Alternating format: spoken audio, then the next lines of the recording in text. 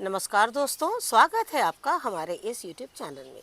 दोस्तों, जैसे आप देख रहे हैं इस वक्त वहाँ हम हार्वेस्टिंग ले रहे हैं, लेकिन आज का ये वीडियो हार्वेस्टिंग तो हम दिखाएंगे ही, लेकिन आज के इस वीडियो में हम आपके कुछ सवालों के जवाब तो लेंगे, लेकिन बहुत सी ऐसी चीज़ें बताएंगे जिससे कि गर्मी में आप अपने पौधों की देखभाल कर सकें। साथ ही आपके पौधों में नेमाटोड क्यों लगता है ये भी हम आपको बताना चाहेंगे। लेकिन इस वक्त आप देख रहे हैं लोबिया के पौधों में कीट लग गए हैं, और आपको बताना चाहूँगी अगर आपके भी गार्डन में लोबिया के पौधे हैं तो उनमें कीट लगे हैं या नहीं लगे हैं तो भी आप इसमें एक अच्छा सा पेस्टिसाइड लेकर उसका छिड़काव कर दीजिए। मेरे कहने का मतलब है कि अगर आप इसमें बिल्कुल सिंपल तरीके से नीम ऑयल जो पानी में घुलनशील होता है, ऐसे वाटर सॉल्युबल नीम ऑयल मिलते हैं, आप लीजिए उन्हें और इन्हें हर 15 दिन में एक बार छिड़काव जो है कर दीजिए। अगली चीज़ आपको बताना चाहूँगी, बहुत सी सब्जियां हैं जैसे तोरई है, आगे करेले हैं, टमाटर है, ये सारी सब्जियां आप इन सब्जियों में गर्मी के दिनों में एक हल्का सा छिड़काव जो है पानी का बिल्कुल करिए, ख़ास तौर पर तोरई के पौधे में। हालांकि तोरई के पौधे में बहुत क्षमता होती है धूप लेने की, लेकिन फिर भी जब उनके पत्तों में आप हल्का पानी डालेंगे तो आप देखिएगा कि तोरई के पौधे में बहुत सारी नई कंसियाँ निकलेगी। इस वक्त हमारा पौधा आपको देखने में लग ही रहा है कि ये बहुत बुरी तरह से डैमेज हुआ है, और इसकी वजह है आंधी तूफान और साथ में ओले के वजह से। लेकिन आपको हम दिखाएंगे, कुछ दिन बाद ही इसका अपडेट देंगे, और अपडेट देने के बाद आपको बताएंगे कि देखिए ये वही पौधा है जो बहुत अच्छा हो गया है। हम पौधों को अच्छा करने के लिए कोई भी मार्केट से खाद नहीं लाएंगे, उसे हम कोशिश करेंगे बिल्कुल घर के ही फर्टिलाइज़र लें और पौधों को अच्छा रखें। हमने अभी तक हम जिस तरीके से मई के मंथ में बिल्कुल भी टमाटर ले रहे हैं, साथ में ककड़ी ले रहे हैं, खीरे ले रहे हैं, ये सारी चीज़ें ले रहे हैं, लेकिन वो उसके लिए हमने कुछ इस तरीके से खादों का इंतज़ाम किया है, इस तरीके से हम खाद डाल रहे हैं कि पौधे जो हैं वो हरे भरे भी बन रहे हैं, चाहे वो तेज़ गर्मी ही क्यों ना हो। आपको बताना चाहूँगी कि हम क्या करते हैं, एक पौधे में जब निमाटोड होने की सबसे बड़ी वजह क्या है। आज चलिए इसे हार्वेस्टिंग के साथ साथ आप हार्वेस्टिंग भी देखते रहिए, और साथ में हम आपको निमाटोड के बारे में भी थोड़ा सा बताना चाहेंगे। जैसे निमाटोड जो है वो टमाटर के पौधों में, बैगन के पौधों में, इन पौधों में बहुत जल्दी निमाटोड पकड़ता है, लेकिन जब एक फल के पौधे में पकड़ता है तो फल का पौधा भी वो पूरा का पूरा सुखा देता है। जब हम एक पौधे में बहुत जल्दी जल्दी खाद डालते हैं, उसके बाद जानते हैं क्या होता है, वो पौधा खाद लेना ही बंद कर देता है, उसकी जड़ों का ग्रोथ खत्म हो जाता है। जड़ों का ग्रोथ खत्म क्यों होता है? जड़ों में एक चिपचिपाहट हो जाती है, और जो पतली जड़ें हैं वो अपने आप सूख जाती है, उसमें मात्र एक बीच में थोड़ी सी जड़ रह जाती है, और उसके बाद में सारी जड़ों में गांठें जैसे बन जाती है, और वो जो गांठें हैं वो पौधों में सप्लाई बंद कर देती है। खाद देते समय एक चीज़ का ध्यान देना है कि खाद में थोड़ा टाइम, एक खाद देने के बाद दूसरी खाद देने के लिए कम से कम 15 दिन का टाइम होना बहुत ज़्यादा ज़रूरी है। लेकिन उस 15 दिन में आपको उसको एक ऐसी खाद देना है जिसमें पौष्टिकता बहुत ज़्यादा मात्रा में हो। जब हम एक घरेलू खाद का इस्तेमाल करते हैं तो आप देखिएगा थोड़ा बहुत ज़्यादा भी हो जाएगा, लेकिन पौधों को उसका कोई बहुत बुरा असर नहीं होता है। इसलिए हमने आप लोगों को समय समय पर बिल्कुल घरेलू खाद कई तरह से डालना बताते हैं, जिससे कि आपके पौधे सुरक्षित और बिल्कुल सुरक्षित रहें और वो ज़्यादा से ज़्यादा फल दें। ज़्यादातर आपने देखा होगा कि हम ठंड के दिनों में चूने का इस्तेमाल करते हैं, चाहे वो पौधों की तने में लगाने का काम हो या फिर उसे हम जड़ों में डालने का काम हो। लेकिन चूना जो है वो अपने आप में इतना अच्छा है कि वो जड़ों में जाकर जड़ों में किसी तरह का फंगस नहीं होने देता, कीट जो है आपके जड़ों में लगने नहीं देता। उससे क्या होता है, निमाटोड जो है वो बहुत हद तक पौधों में नहीं होता है। अगली चीज़ है राख। राख का जब हम इस्तेमाल करते हैं तो आपने देखा होगा राख भी ये काम बहुत अच्छे से करती है और वो भी पौधों को फंगस से बचाती है। यही वजह है कि जब हम कंददार सब्जी लगाते हैं तब भी हम राख है, चूना है, इन सारी चीज़ों का इस्तेमाल करते हैं, क्योंकि वो तो रूट ही है, वो तो अंदर कंद जो है वो जड़ों में ही होते हैं। और इस चीज़ का इस्तेमाल इसलिए किया जाता है कि कंद जो है वो बहुत अच्छे हो। तो ये तो बात हो गई नेमाटोड की। और आपने देखा ही था कि जब हमने अरबी लगाई थी तो उसमें किस तरीके से खाद मिलाई थी, और अब आप देख रहे हैं जैसे मई का मंथ है, इसके पत्ते जो हैं वो बहुत हमारे लिए फ़ायदेमंद होते हैं। इनका गर्मी और बारिश में अपना ही एक टेस्ट होता है। तो मेरे कहने का मतलब सिर्फ़ और सिर्फ इतना है कि जब आप पहली बार मिट्टी बनाते हैं किसी पौधे की, वो मिट्टी आपकी बहुत अच्छी होनी चाहिए। ज़रूरी नहीं है कि हम उसमें बहुत सारी खाद डालेंगे तभी जाकर वो हमारे पौधे अच्छे होंगे। कई बार हम यही गलती करते हैं कि मिट्टी में अननेसेसरी खाद मिला देते हैं, और उसके बाद में क्या होता है, या तो कंद गल जाते हैं, या तो फिर बीज गल जाते हैं, या तो फिर थोड़े दिन बाद रूट रॉट जैसी चीज़ें हो जाती हैं और पौधे जो हैं वो बहुत कम समय में ख़त्म हो जाते हैं और वो सरवाइव ही नहीं कर पाते हैं। इसीलिए हमने अब हाल में जो हमने फलों की जो मिट्टी बनाई, आपने देखा कि हमने किस तरीके से उसकी मिट्टी बनाई थी। लेकिन गर्मी के दिनों को ध्यान में रखते हुए आपको एक ऐसी भी खाद बताने जा रही हूँ जो बहुत आसानी से आप डेली अपने घर में खा रहे हैं और उसको आप अपने डस्टबिन में डाल दे रहे हैं। लेकिन आपसे बोलना चाहूँगी कि डस्टबिन में ना डालकर आप उन्हें ऐसे पौधों में डालें जो पौधे गर्मियों में ज़्यादा मात्रा में आपको सब्जी दे रहे हैं, उनमें एक मॉइस्चर की ज़रूरत होती है। जैसे भिंडी के बारे में तो बोलना चाहूँगी, भिंडी में तो बस खाद डालिए, ऐसे पानी डालिए, उसको ओपन रखिए। लेकिन कुछ फल जैसे कुंदरू हो गया, गलकी हो गया, आप देख रहे हैं कि सारी पॉलीथीन आपको नज़र आ रही है।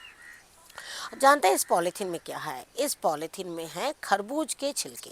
खरबूज और आपको पता है कि तरबूज के छिलकों में बहुत पानी होता है, ये जल्दी मतलब कि घुल जाते हैं, गल जाते हैं ये जल्दी।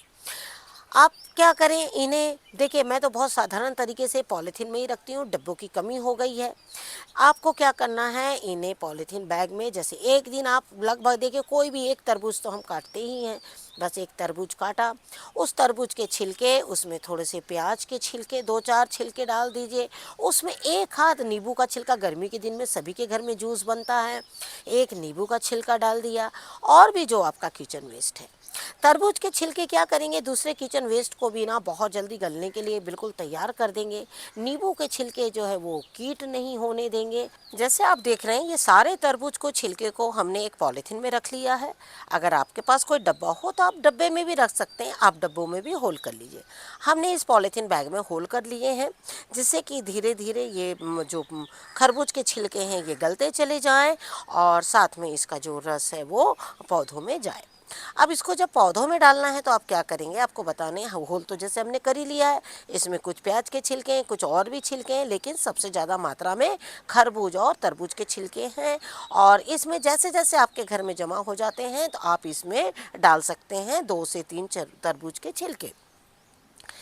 इसको डालते समय आपको एक बात का ध्यान रखना है, इसमें थोड़ी सी हल्दी और एक छोटा टीस्पून राख आप ये डालकर इसे रखें, क्योंकि आप यहाँ ट्राइकोडर्मा का यूज़ नहीं कर रहे हैं। अगर आपके पास राख नहीं है तो आप इसमें थोड़ा सा ट्राइकोडर्मा भी डाल सकते हैं। उससे क्या होगा, इसमें फंगस जो है वो नहीं लगेंगे। अब सबके पास राख नहीं होती है, इसलिए हमने आपको ट्राइकोडर्मा के लिए बताया, लेकिन हमारे पास राख मिलती है हमें, इसीलिए हम इसमें ट्राइकोडर्मा ना डालकर राख को डालते हैं। उससे आप देखिएगा पौधे जो बहुत अच्छे हो जाते हैं, खास तौर पर गलकी के पौधे। आपको बताना चाहूँगी कि देखिए ये सब चीज़ों में ना बहुत महंगी खाद की ज़रूरत नहीं होती है, बस किचन से निकाला, टेरेस में लाए और डाले। हाँ, डालते समय थोड़ी सी चीज़ों का ध्यान रखना होता है। अगली चीज़ है मिर्च। आपको बताना चाहूँगी मिर्च के ऊपर में भी आप लोग बहुत ज़्यादा खाद डालते हैं, और यही कारण है कि मिर्च के फूल जो हैं वो बार बार ड्रॉप हो जाते हैं। बहुत से पौधे ऐसे हैं जैसे मिर्च है, नींबू है, ये सब पौधे जो है ना पानी कम लेते हैं, एक हल्का मॉइस्चर मांगते हैं, तभी फल अच्छे होते हैं। ज़रूरत से ज़्यादा पानी डालेंगे, पौधे का जो फूल है वो तो आएंगे लेकिन ड्रॉप कर जाएंगे। आपको समय समय पे क्या करना है, थोड़ा सा एलोवेरा लेना है और एलोवेरा की पत्तियां कुछ रख देना है। 5-6 दिन बाद आके उसको फिर से मिट्टी में मिला देना है ताकि कोई फंगस ना लगे। हाँ, फंगस के लिए आपको बताना चाहूँ, जैसे हमने चूने पहले डाल दिया, पौधे में राख भी डाल दिया है, तो ये सारी चीज़ें हम बार बार नहीं डाल सकते हैं। तो आपको क्या करना है, सीधा पत्तियों को रखिए लेकिन समय पर आके 5-6 दिनों में उसे थोड़ा सा मिट्टी में मिला दीजिए। फिर 10-15 दिन में आकर आप रखिए, ठीक है, नहीं है ज़्यादा तो कम से कम 20 दिन में रखिए, लेकिन हर 5वें दिन आपको इनकी पत्तियों को नहीं रखना है, इससे जड़ों में बहुत चिपचिपाहट हो जाएगी। हमने इस ठंड के सीजन में एक एक पौधे से एक एक टोकरी मिर्च ली है। अभी आपने देखा जिसमें से हमने एलोवेरा निकाल डाला है, उस पौधे ने तो पूरे हमें एक टोकरी मिर्च दी थी, और ये दूसरी है भावनगरी मिर्च। आपको बताना चाहूँगी खाद के बारे में कि मिर्च के पौधे में जैसे गर्मी आ गई है तो आप इसमें छाछ की खाद डालिए। अब छाछ की खाद डालते समय आप क्या गलती करते हैं, जैसे हमने आपको बोला छाछ की खाद, आपने छाछ की खाद डाल दिया, मान लीजिए हमने उसमें बोल दिया कि थोड़ा सा गुड़ मिला दीजिए, आपने गुड़ भी मिला दिया। अब थोड़े दिन आपके पौधे में मिर्च नहीं आई, आपने अगला वीडियो देखा, देखा कि छाछ में सरसों खली मिलाना है, गुड़ मिलाना, आपने फिर से मिला दिया। गोबर की खाद आपने मिलाई, उसमें छाछ मिला दी, उसमें गुड़ डाल दिया। मेरे कहने का मतलब ये है कि आप गुड़ को बार बार डाल रहे हैं तो आपकी रूट रॉट पक्का हो जाएगी, उसमें आपकी जड़ें जो हैं वो बारीक जड़ें मर जाएगी और मोटी जड़ एकमात्र रह जाएगी जो आपके पौधे को पूरा पोषक तत्व देगी ही नहीं, क्योंकि जड़ पोषक तत्व लेने के लिए उसमें क्षमता ही नहीं बची है, क्योंकि आपने इतनी ज़्यादा उसमें खाद डाल दी। आपने देखा होगा कई बार मिर्च के पौधे बहुत ऊंचे ऊंचे हो जाते हैं, फल फूल उसमें बहुत आ जाते हैं, लेकिन वो फुल ड्रॉप हो जाता है। पता है ऐसा कब होता है, जब उसमें खाद की मात्रा बहुत ज़्यादा हो जाती है। और ये है हमारी लॉन्ग मेलन, और आपको बताना चाहूँगी लॉन्ग मेलन भी बहुत अच्छी हुई है, और साथ में कुछ फूड ककड़ी भी हमने लगाई है, वो बहुत अच्छी तैयार हो रही हैं। अब हम आपको बताना चाहेंगे इनके बारे में कि इनकी खाद किस तरीके से रखी जाए। जब हम इनकी खाद बनाते हैं तो एक ही बार जो मिट्टी में आप मिलाते हैं बस वही मिलाइए। उसके बाद इसमें लॉन्ग मेलन है, फूड ककड़ी, ये बहुत अच्छे से आपको देते चले जाते हैं। जब ये पौधा थोड़ा बड़ा हो जाता है, इसमें बहुत ज़्यादा मात्रा में पानी और जब खाद देते हैं तो इनके पत्ते जो है ना वो जल जाते हैं, और उसके बाद इनका ग्रोथ जो है वो पूरा रुक जाता है। तो आपको क्या करना है कि खाद की मात्रा बहुत सोच समझकर पौधों में बिल्कुल आपको देना है। जैसे हाल ही में हमने कुछ फलों के पौधे आपको लगाना बताया था, और उसमें आपने देखा था कि हमने कुछ पेबल्स रखे थे। पेबल्स रखने की वजह क्या होती है, जैसे आपने कहा कि पेबल्स रखने से रूट जो है वो रुक जाती है। मैं आपको बताना चाहूँगी कि जिस तरीके से हम कंटेनर में पौधे लगाते हैं, इन कंटेनर्स के पौधों की जो जड़ें होती हैं वो इतनी ज़्यादा भी कंटेनर में मोटी नहीं होती है। दूसरी बात क्या है कि जब पेबल रहते हैं नीचे, जड़ों के नीचे छोटे छोटे, तो जब हम पानी डालते हैं तो वहाँ क्या होता है कि पानी, बारिश का पानी खास तौर पर नहीं जमता है, और यही वजह है कि पेबल्स रखना बहुत ज़्यादा ज़रूरी है। आप ईंट के टुकड़े भी रख सकते हैं, लेकिन ईंट के टुकड़े में जनरली क्या होता है, मैंने आजमाया है, चींटियाँ बहुत आती हैं ईंट के टुकड़ों से, इसलिए मैं ईंट के टुकड़े ना रखकर वहाँ छोटे छोटे पेबल्स रखती हूँ। और आप देख रहे हैं कि लगातार मैंने इसी तरीके से पौधे लगाए हैं, और फलों को आप देख रहे हैं किस तरीके से हम लगातार हार्वेस्टिंग जो है वो ले रहे हैं। साथ में आपने देखा था उस कंटेनर की मिट्टी को, कि आपने उसका टेक्सचर देखा था कि किस तरीके से उसका टेक्सचर था, बहुत ज़्यादा काला भी नहीं था और बहुत ज़्यादा पीलापन भी नहीं था, मतलब सारी खादें जो थी एक रेशो में मिली हुई थी। उससे क्या होता है, पौधे आपके बहुत दिनों तक के सर्वाइव कर जाते हैं, और वो बहुत अच्छे से फलों के टाइम पर फल भी देते हैं। मल्चिंग आपको, आप देख रहे हैं मल्चिंग, मल्चिंग करते समय आपको क्या ध्यान देना है, आप जब गार्डन के पत्ते निकालते हैं, डालों को निकालते हैं, तो आप कंटेनर के सबसे नीचे रखते हैं और उसमें सब्जी लगा देते हैं, बोलते हैं हमारी सब्जी बहुत अच्छी हुई है। लेकिन कभी आप उस कंटेनर को चेक करके देखिएगा पलट कर, और उसके अंदर एक हीट सी पैदा होती है, गैस बनने लगती है उसके अंदर।